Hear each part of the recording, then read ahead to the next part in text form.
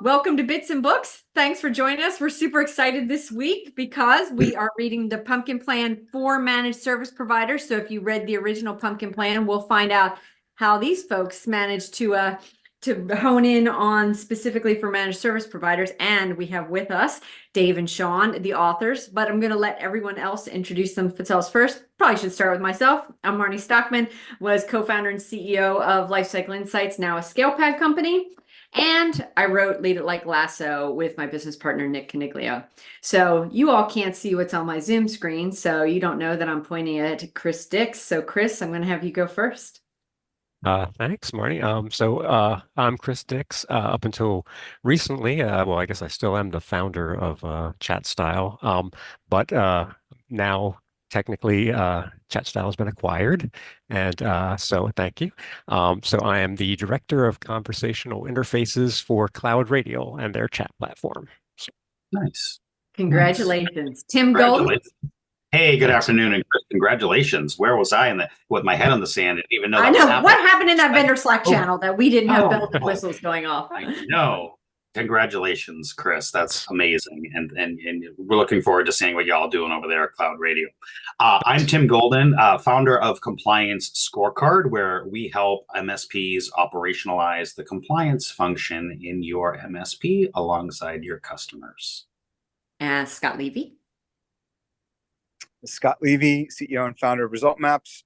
We help leaders, business owners, and CEOs scale up their business, transform it, get it ready to sell or hit new targets. And now for the authors of the day. I'll ask in the order that you're on the book, so it doesn't look like I'm making any preferences. So Dave Cava, you're listed first. I'm Dave Cava. I guess my relevance here is that I owned an MSP from 2007 to 2019. And now I'm partners with Shawn and Encore Strategic. We help MSPs profit, grow, and exit, doing peer groups, recruiting, coaching. And Shawn Walsh. Thank you. Shawn Walsh, recovering MSP. I had an MSP from started in 1994 in the basement of my house. Grew it to locations in 4 states and got acquired by a national service provider at the end of 2017.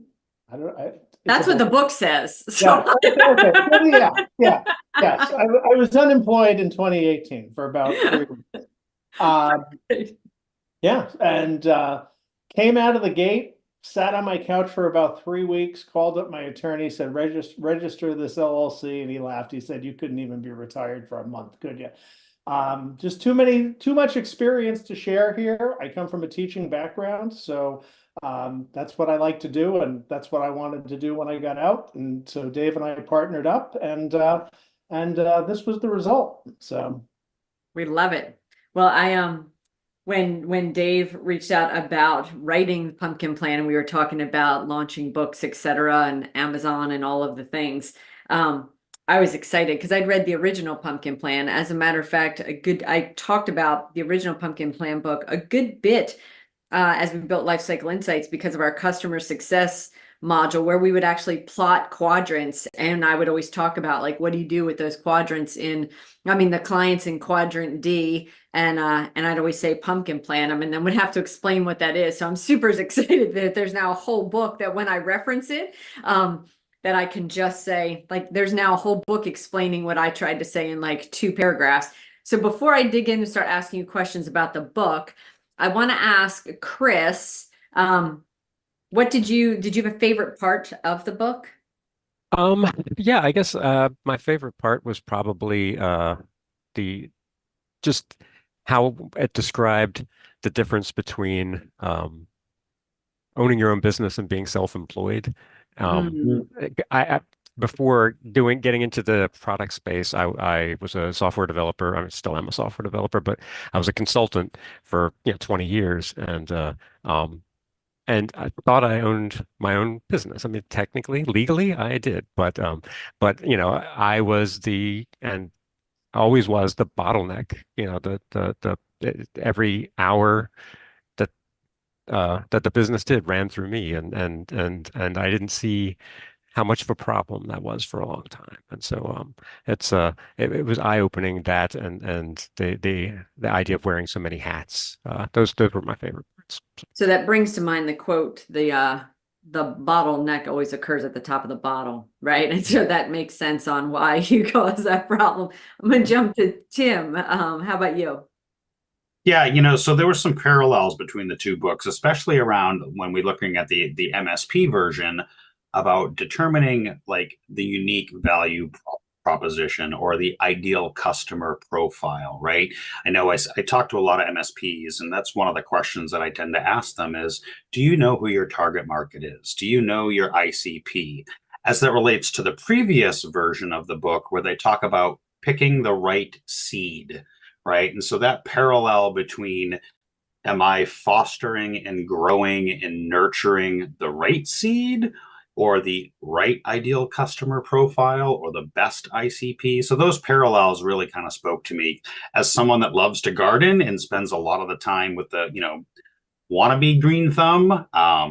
Certainly had some really good relatable things there for us here.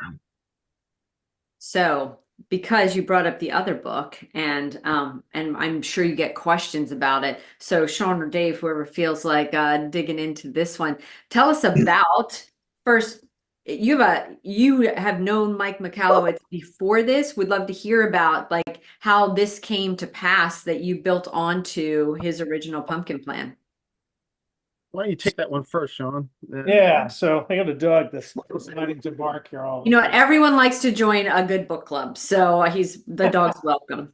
Hey, so when I first started the consulting company, I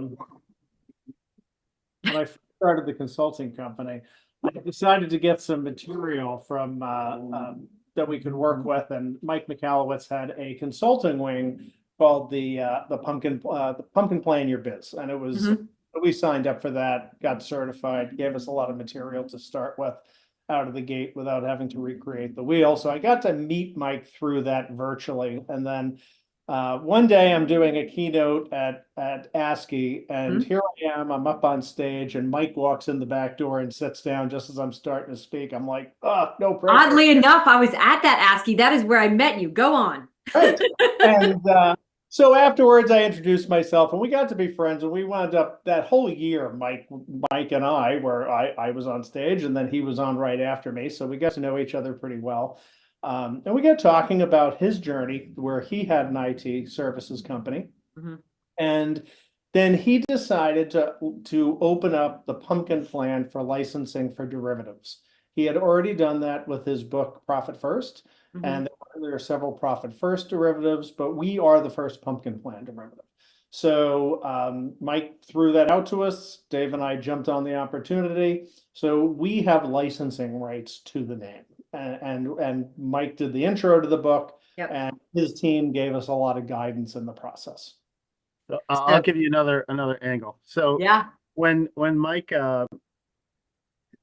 opened up the book for licensing, Shawn came to me and said, we have an opportunity to jump in, be the first one, grab some attention, and put out a version of this for MSPs. And we both used it in our businesses. We both feel like the original book is a great fit for the MSP market.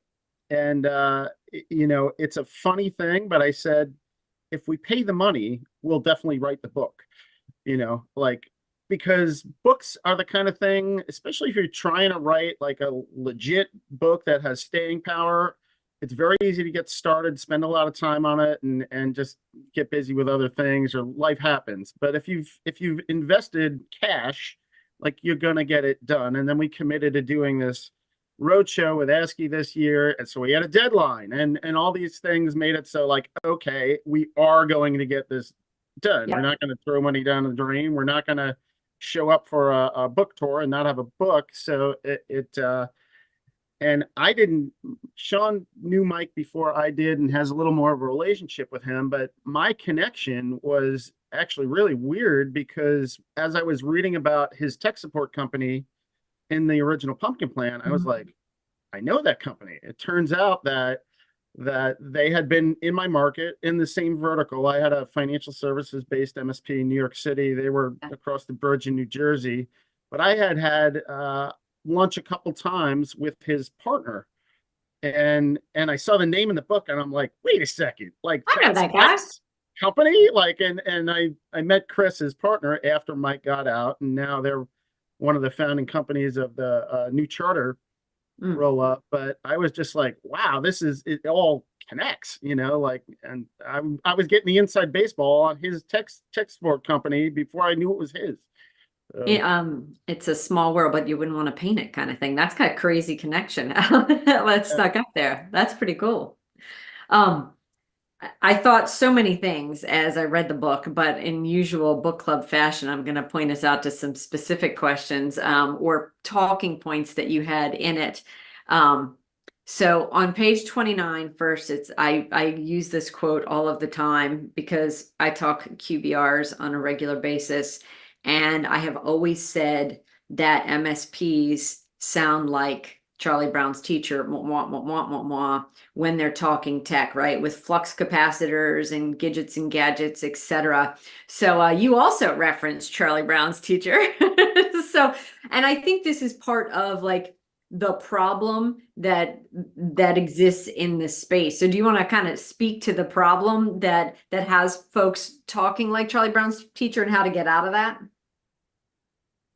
I think it goes back to the fact that the overwhelming majority of MSP owners are engineers. Their minds work like engineers. Their technology is what got them into the business, and they're not dealing with engineers. So there's a translation that needs to take place for most of these people. I figured out very early in my technology career that I wasn't as smart as the other people I was working with. They learned really fast, and I realize now that there was a super exceptional group of people. I just thought I was stupid, but I could prioritize things, and I knew how to talk to people. And most MSP owners just don't. And it comes down to an EQ issue eventually, because you have to know that you don't know how to talk to people and make an effort there. The other part of that is the topic. I mean, we tend to, when we're in an uncomfortable situation, we tend to talk about what we're comfortable with. And engineers are comfortable talking about speeds and feeds and what they do best. The business owner doesn't care. The business owner wants to know, how is this going to affect my business? And the phrase that I always use when I'm coaching people, business owners in the MSP space, is you have to stop having server room conversations and start having boardroom conversations. You have to learn to get comfortable with C-level conversations. And most of us aren't. That takes time. But you got to at least get comfortable being uncomfortable if you want to have the right conversations. Most of them aren't even comfortable having conversations about their own business, much less Right. somebody else's. These aren't business. people that have gone to business school, And in the land of uncomfortable conversations, can you just give a high level definition of pumpkin plan, like a one paragraph of what is a pumpkin plan for folks that maybe haven't read the book? Because some frankly just listen to this so they don't have to read the book. So we're going to tell them all to go buy the book so they can have it on their shelves. But what is in fact the pumpkin plan? Because in the land of awkward conversations, it's going to ask you to have some. There's 7 steps in the original pumpkin plan, and we do mimic those steps in the book, but we don't harp on them throughout the entire book. But we've kind of boiled it down to 3 for our public speaking, and we talk about seed, weed, and feed, right? So Plus a rhyme, and if you can't have alliteration, rhyme is the best way to go. I was so upset when I figured that out after the book was done. I was like, man, that's really good, and it's too late, But basically, the whole idea is that you grow a great small business in the same way you grow a prize-winning pumpkin.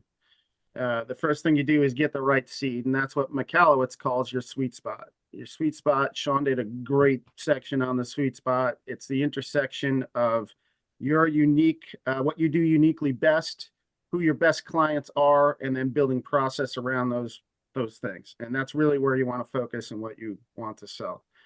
The weed part is basically two sides to weeding. One is getting rid of the clients that are unprofitable or just don't fit or are a giant pain in the butt. We talk about you can't be cheap and a pain in the ass. We'd prefer you were neither, but at the very least, you can't be both. Can't be both, yeah.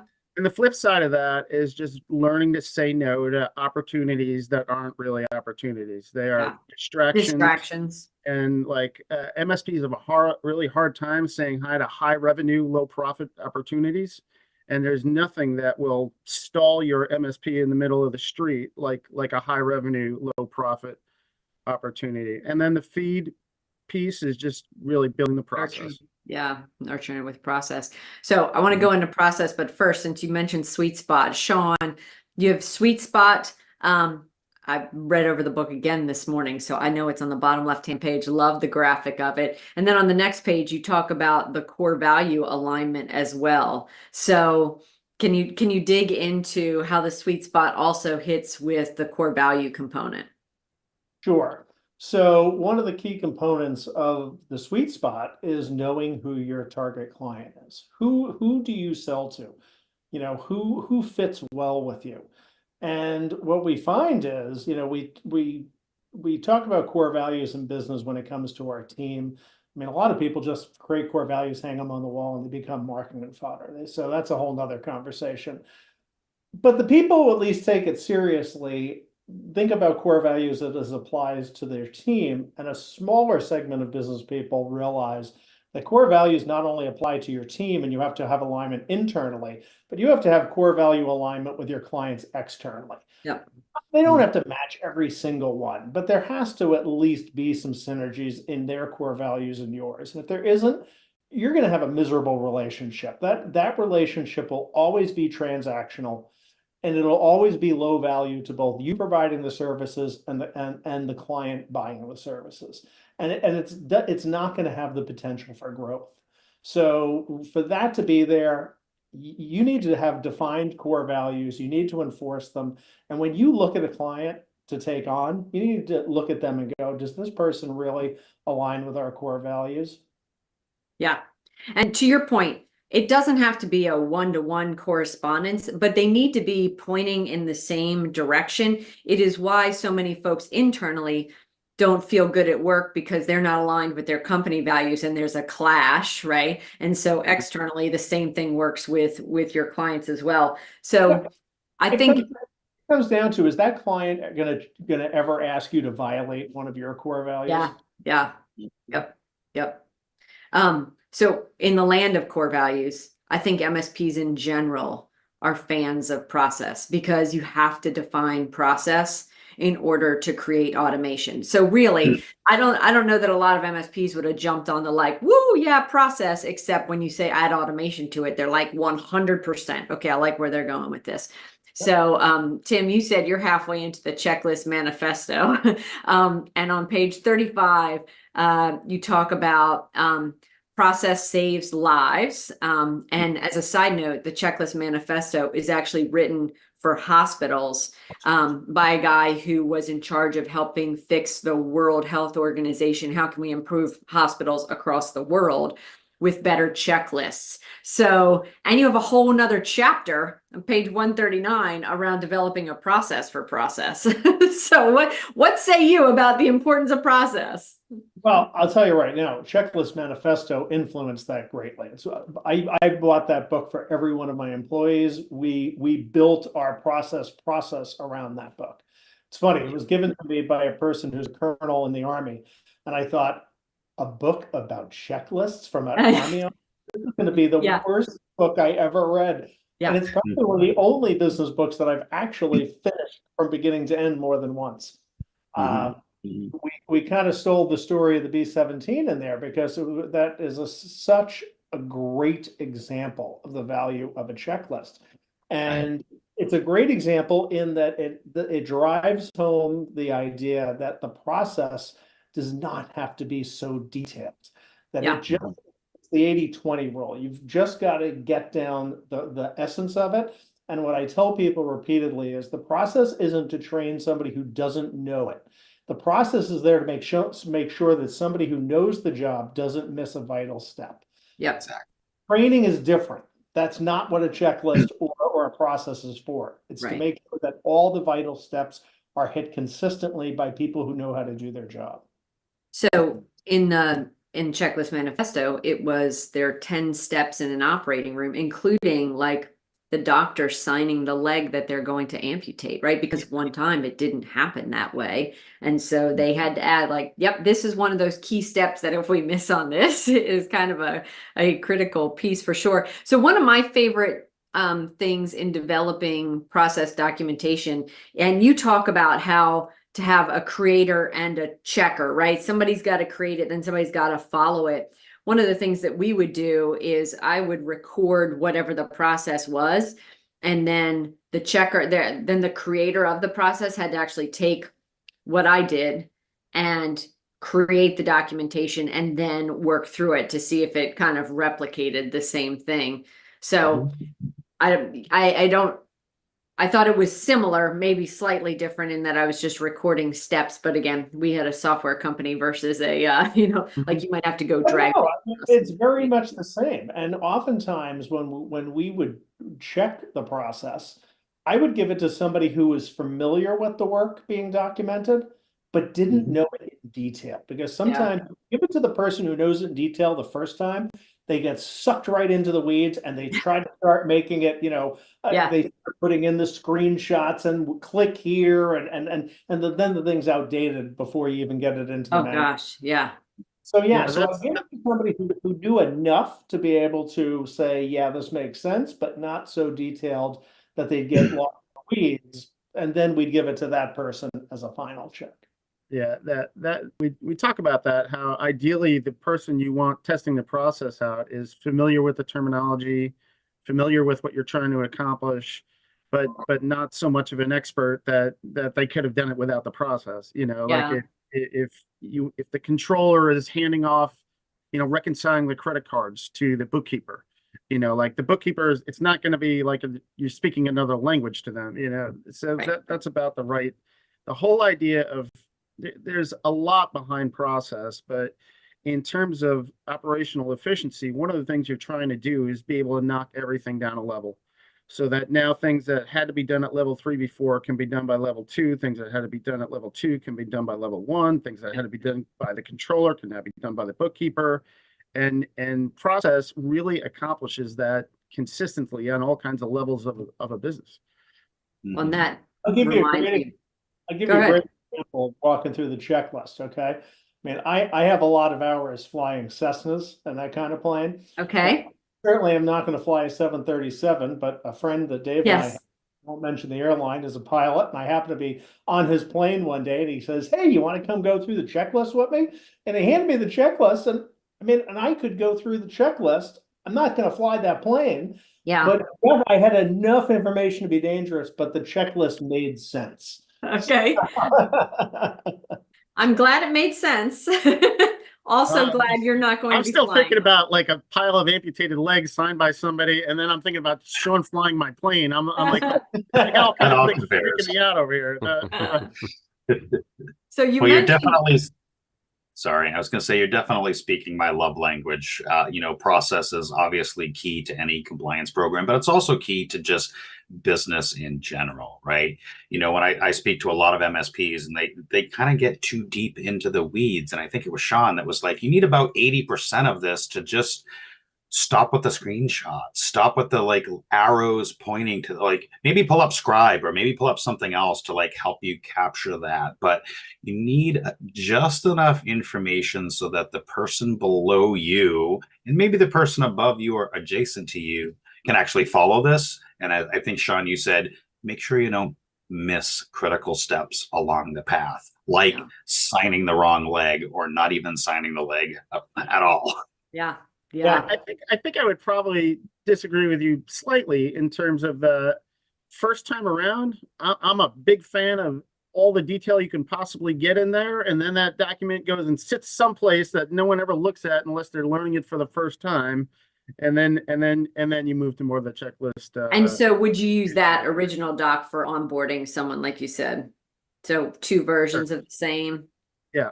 You shouldn't have to look through 15 pages when what you really need is a page and a half. Yeah. Right. Doing building a PC or whatever it is. But having all the detail in there, especially when you're first figuring it out and first training people, I think is a good thing. There's always the read more button.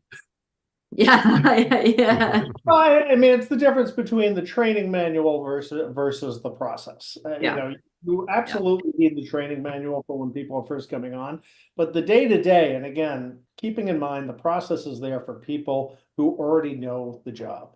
Yeah. It's just making sure they're not missing those critical steps. Company we ran into, where the engineer installed the server, forgot to restart the backup at the end of it, at the end of the installation. Oops. That would be one. That our recruiting process guide is 40 pages long. The list of steps that the recruiters follow to make sure that things are being done thoroughly and nothing is being skipped is 1 page. Oh, yeah. Yeah.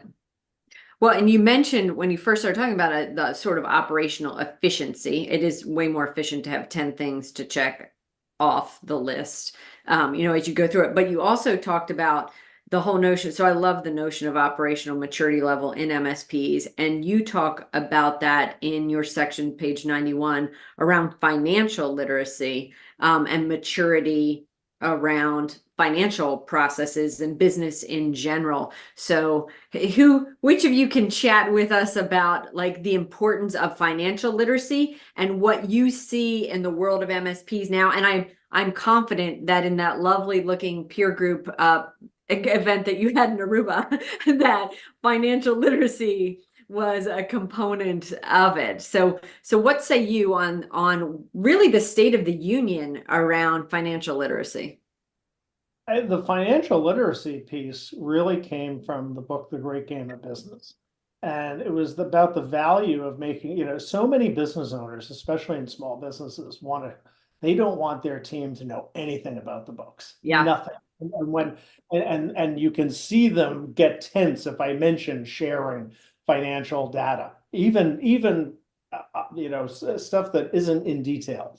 And so it's really about the fact that, not only do you as the owner need to be financially literate and understand how to read your financials, but you need to educate your managers and your teams about, what are the dials they need to monitor and what are the levers that move those dials? Because if they don't know that, they're never going to be efficient in their job to the level that they should be. And they're certainly never going to be able to run the business to the point that you can go away for a month, take a vacation, turn your phone off and disconnect. Yeah. Well, if 79% of MSPs are under $1 million, something like that. At least that's what Robin Robbins says, right? How many of those owners are really financially literate on their own finances? I think a lot of it goes back to you can't bring other people to a place you haven't been yourself. You can't be the guide if you don't know how to get there. And how many MSPs never even run the basic calculation that says price minus cost equals profit? They're not living in the numbers day to day. Not all of them, but a lot of them. Yeah. They charge what they think they need to charge to win the business, and then they figure out if they're making money somewhere down the road. It happens by accident in a lot of cases, or doesn't happen by accident, in a lot of cases. So I had a boss who was a Harvard MBA grad who loved finance. Like that was his thing. He was running an ed tech company, but he loved finance. But one of the best things he did for us was he would go through the financials, but he would teach us the financials. So when I left the ed tech company, he didn't know I was building a company at the same time he started building a company. So he had wanted me to join. And I was like, sorry, I've actually built my own company. But I'll tell you what, I'll play let's make a deal. You want me to run customer success for you? I'll consult with you around customer success if you will give me financial literacy lessons. Like I don't have time for another degree, but what I need to know is what do I need to know as a startup and how this will scale. So our budget iterated multiple times because at the beginning it's like, okay, you've spent $16,000 on IT Nation Connect and no money coming in. Like I can run that. I get it. I know where that's going. But as we iterated and grew, like, okay, how do I mature my budget along the way? And when we finally got acquired, I blatantly asked, like, there are only 7 of us, and I've never had books before. So feel free to tell me what we did wrong in due diligence. And they actually were like, no, the books, like this was the fastest we've ever gone through books like this. But I credit that to a boss who took the time to explain literacy so that I could re-explain it and, we could keep good books. I think it's super important.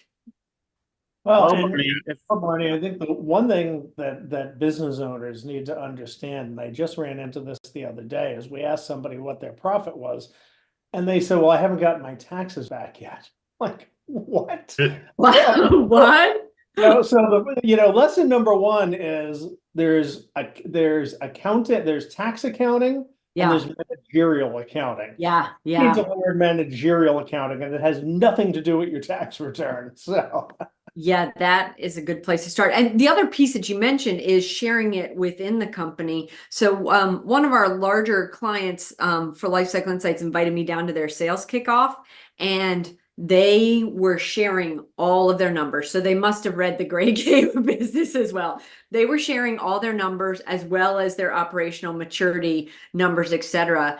And the lowest ranked person in the room asked how they could improve their numbers. And I watched the CEO and the president both like, oh, we're not the only ones that care about this, because they all believed in their why.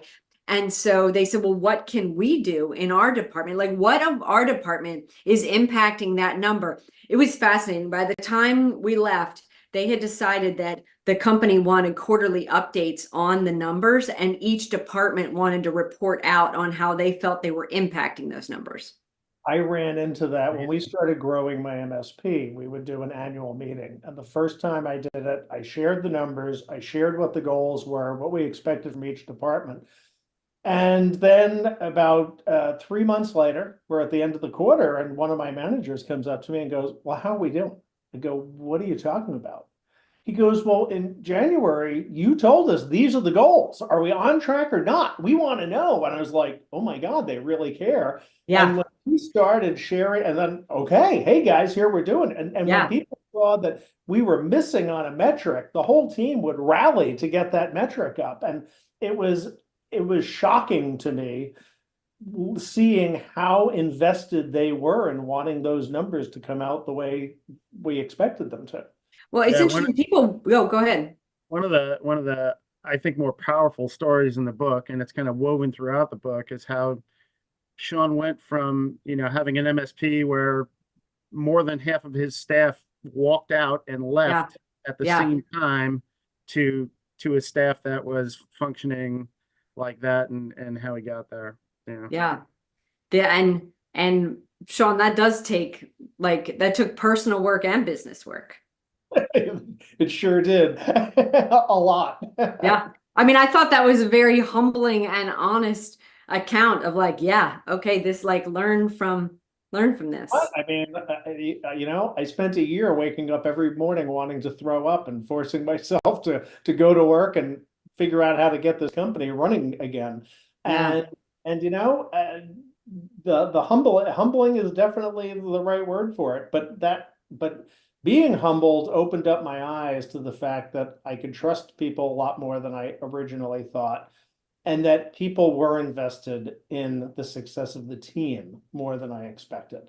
So it was really taking that, to quote, Gary Vaynerchuk says it all the time. And the thing that I had to learn was that they didn't work for me. I worked for them. Oh my goodness, I have that circled with an arrow in my book. And when I figured that out, and a friend of mine did it, we think of the pyramid and the leaders at the top. He said, no, turn that pyramid upside down.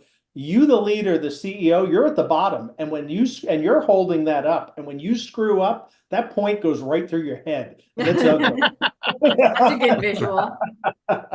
Yeah, that'll get your attention. Absolutely. Oh man, that reminded me of something else, but I just lost. Oh, well, I was thinking with recruiting, you want folks who are going to be entrepreneurial in their own work, not just like we've got AI to technically, pick things up and put things down, right? Like the easy automation component. So you want people that will bring their brains to the work. And so in recruiting, you're looking for those entrepreneurial folks that are kind of competitive in their own work, and they're the ones that care about the why and want to hit the metrics. So I think that's, an interesting piece. So this is my One of my curveball. original MSP's core values was, and I can give you the uncensored version here because we're on an MSP podcast, was you can't teach people to give a shit, right? Mm, Right.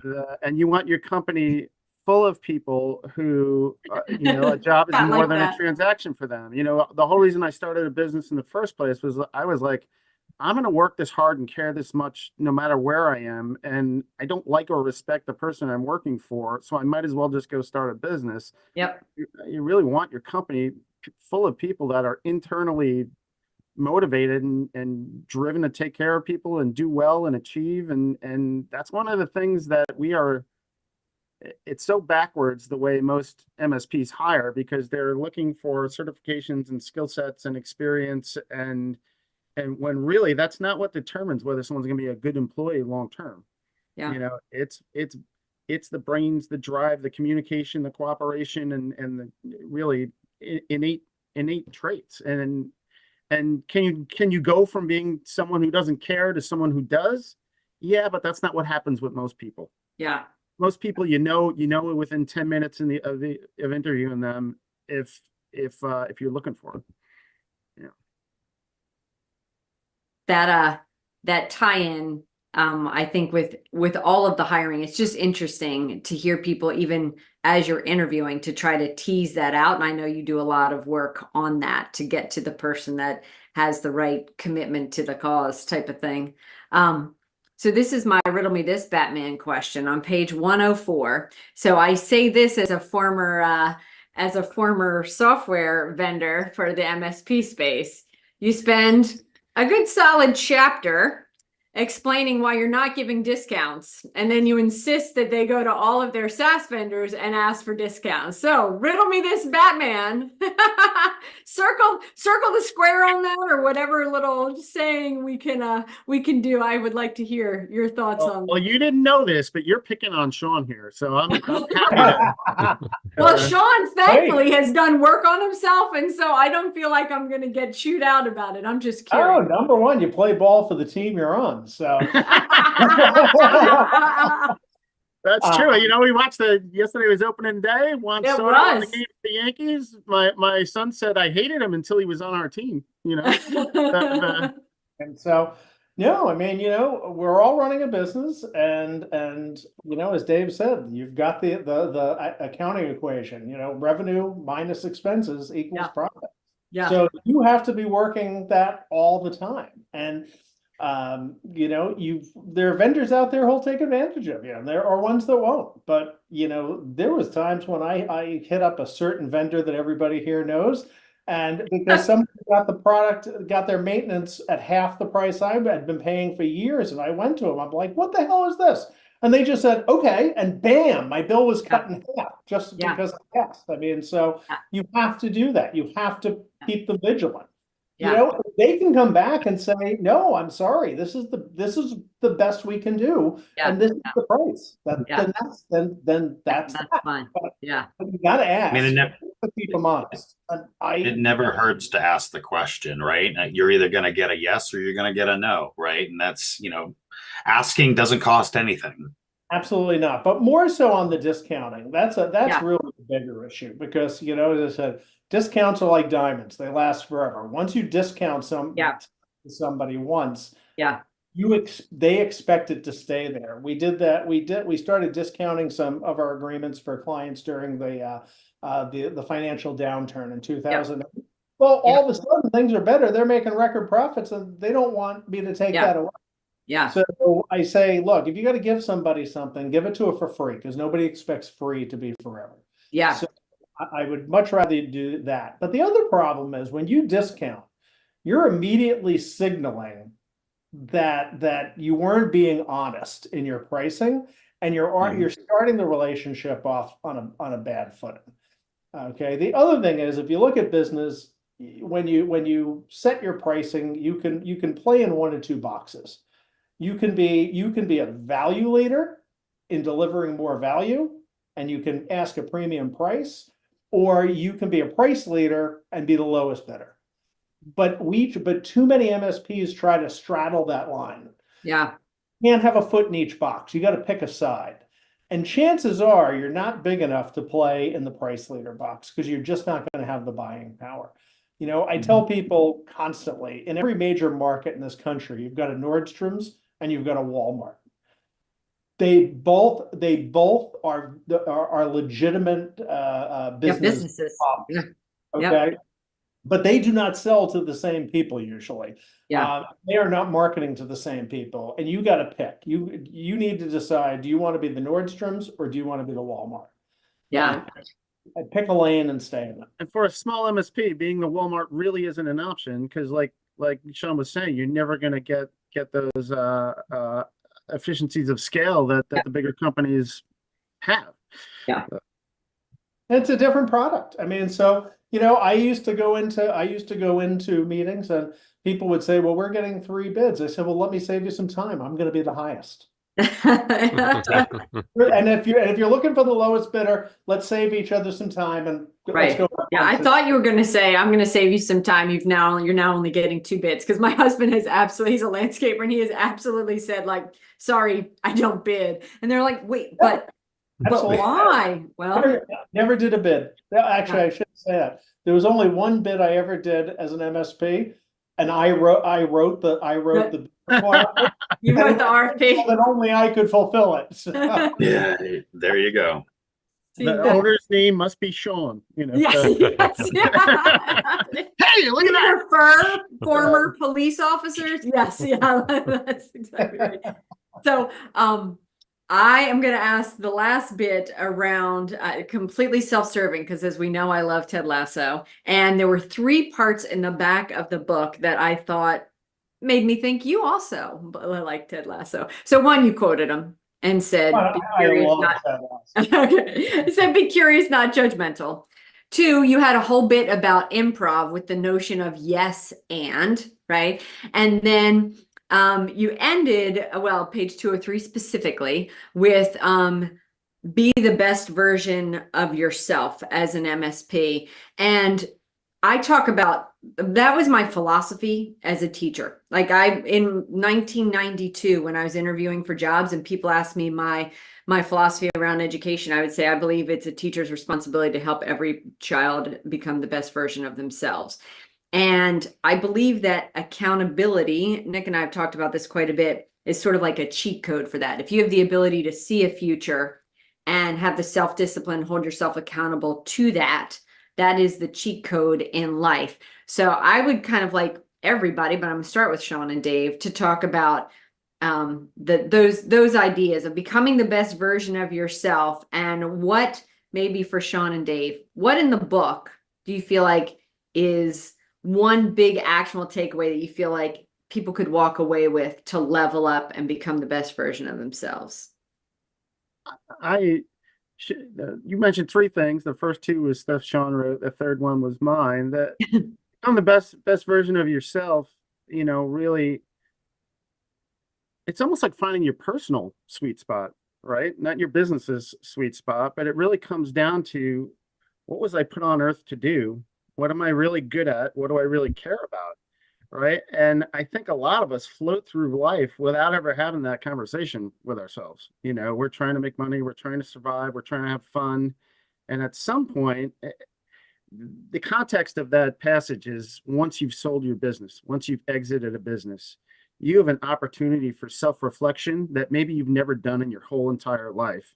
And you have an opportunity to consciously set the path for the rest of your life, to leave the legacy you want, to do the things you really want to do, and to invest in the things that you really care about, that really matter to you. So it's really about taking an inventory. I'm taking notes. Go ahead, Shawn. The yes end. I picked that up going to a show at the Second City. Oh, I went there. Yeah, 2 weeks ago. Love it. Years ago, I went there and they did a thing where they showed how the improv works. And improv actors, when you have to take over from the next person and you've got to make it up on the spot, you use yes and, because yes continues the conversation and extends it. Yeah. No shuts down conversation and ends it. And Yeah. you want to keep ideas flowing. So an example of this we use when MSPs are selling. Some of them will say, a client says, well, we want you to implement this. And they say, well, no, I can't because we've got too many things going on right now. I say, no, say yes. And we can't wait to have you as a client. And our next opening is here. Yeah. You said the same thing, but there was more continuity. It was more inclusive. It didn't put up barriers. So yes, and removes barriers. And it's a great parenting trick as well. Like, can I have ice cream? Yes, right after you have dinner. I didn't say no. Boundaries. So on that one, to build on Dave's point, being the best person you can, as you had already brought up, I went through a horrible experience learning that my leadership style sucked. And one of the big things I found was a lack of self-awareness and I am a big proponent of personality profiling, and we provide those services. I'm certified in many different sciences because I find them so valuable. But it was an eye-opener. One of the things that helped me change was understanding how I was perceived and understanding how other people absorb information and how to put things in a context so that they better absorb it. But the number one thing you take from those profiles should be self-awareness. So learn who you are and learn how people perceive you, and that will help you to be that best self. Best version. Yeah. We were talking the other day about the notion of, have you ever learned something about yourself because someone else has said, well, like Shawn always does, or like, something I like about Shawn, and Shawn's kind of like, oh, is that, like, I didn't know that was how I always did things, but it really does help you. When you look at it from a different person's perspective, you do get some new insights into, like what others see of you. Chris, curious, you've been listening to our pumpkin planners, and all of the gazillions of questions I asked, so you can pick the one you want to answer. What are you thinking? Oh, I'm thinking I was thinking about talking about the recruiting and talking about the building up of the team. One of the things that really stuck with me from the book was especially in software development, we kind of tend to look for these 10x software developers, rock stars, I think is the word you used in the book. And it's like trying to understand that that's not really the best way to build your team, but to build an organization, a situation where you can grow people like that. And I thought that was really, I've had some bad, situations. We've all had bad bosses or whatever, but like that stands out to me as like as something as in my new role where hopefully I'll be influential in building, an organization. I want to try to remember that, and I don't know if you guys can speak to that point at all, because it really resonated with me to try to not look for that rock star, but to make a rock star farm, I guess, basically. You really want to be dependent on a team without a single point of failure, right? So the way we do recruiting is so different because it's a bigger part of our coaching. We're really trying to help MSPs scale, not place bodies. So on a regular basis, we're doing interventions with people who are trying to buy things from us. The owner says, I no longer want to run this team, so I need someone to hire somebody who does everything that I do. And we're like, no, the team should do everything you do. You're just going to trade one problem for another if you actually find that unicorn. And so we push back. But to that just point, happened this week, last week. I wasn't gonna. Yeah. Hopefully he's not watching. Not naming any names, right? Tim, how about you? You know what? But it's an educational process too. Oh, 100%. It is a learning piece that you just can't, like, you have to put the steps in front of them. You can't just, you can't just pivot on the dime without the understanding of why it's better for you in that regard. Well, to Sean's point from a minute ago, I made a list of all the reasons why this was a dumb idea. And I'm saying, Sean, I'm thinking about telling this guy this. And he's like, you're right about everything, but that's not how you tell him. And I was like, I kind of know that somewhere deep inside. That's why I'm bringing it to you, like that was the yes and Sean just yes and you like yes you can great, say that it was to not him. the first conversation that popped into my head, like we're gonna run this through ChatGPT for a better way to say it. Tim. Yes, and so as both Marnie and Shawn had pointed out, when we talk about how others see you or how do I see myself, right? And looking at like that whole self-reflection, I tell not just our team, but others, in the industry, like I can only improve when I'm getting that feedback or that constructive criticism. So while it's really difficult to hear that kind of stuff, me personally, that's how I grow. That's how I thrive. That's how I actually be able to make those changes to ensure that I'm bettering myself. When I look at things like the pumpkin plan, both for MSPs and the original, right? Being able to make sure that my own internal seed is the right seed. And if I'm not nurturing and growing and weeding that out appropriately, then I'm not going to blossom personally. Right. And so being able to have that feedback from those around us, from those closest to us, we talked about the vulnerability in our Getting Naked book a couple of months ago.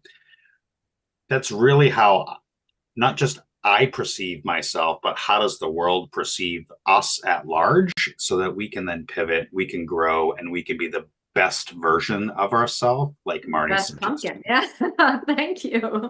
Scott? Well, I'm going to give a big yes and to all of those answers.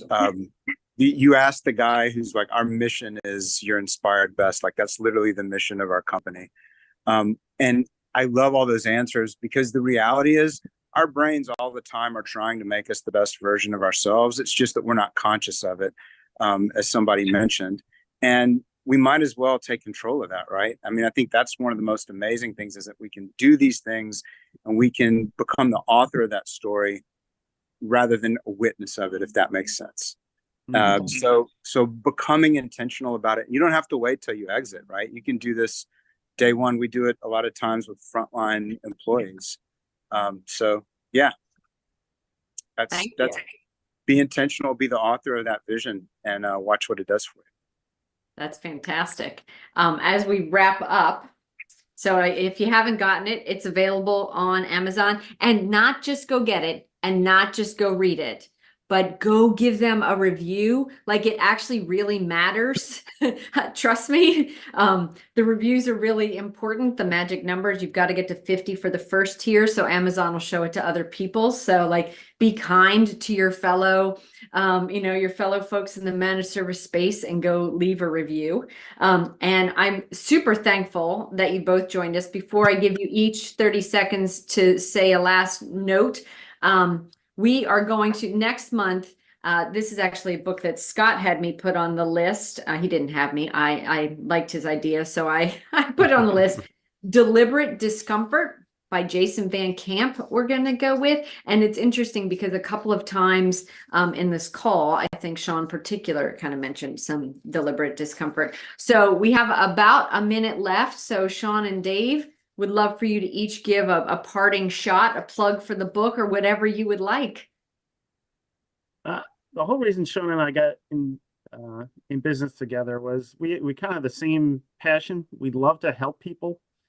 And that's really what Encore is about. And that's why we wrote the book. We felt like we could help people get their lives under control. We have a definition of entrepreneurial success in the book that talks about gaining control over your time and being in a position to give back. And that's really what we want for people. And we're hoping that there are receptive people out there and it will change their lives, not just their businesses. So. That's awesome. Shawn? Yeah, and building on Dave's point, for anybody listening there, if you're running your business and you feel like it's running your life and you're just overwhelmed, reach out to us, read the book. We're here to help.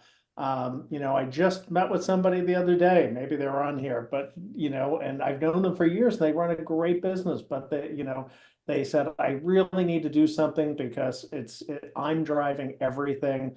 And we sat down and we came up with a plan. And then he texted me last night and said, I just don't have time to implement this.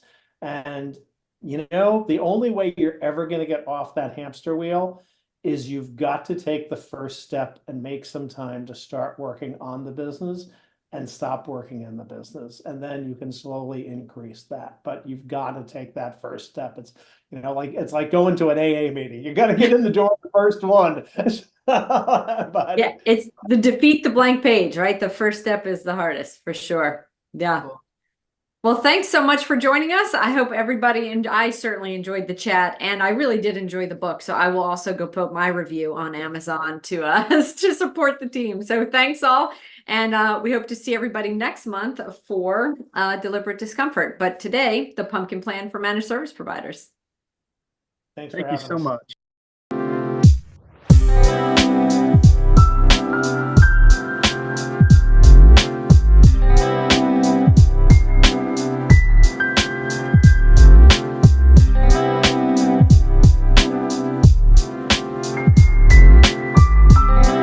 This has been a broadcast of the MSP Media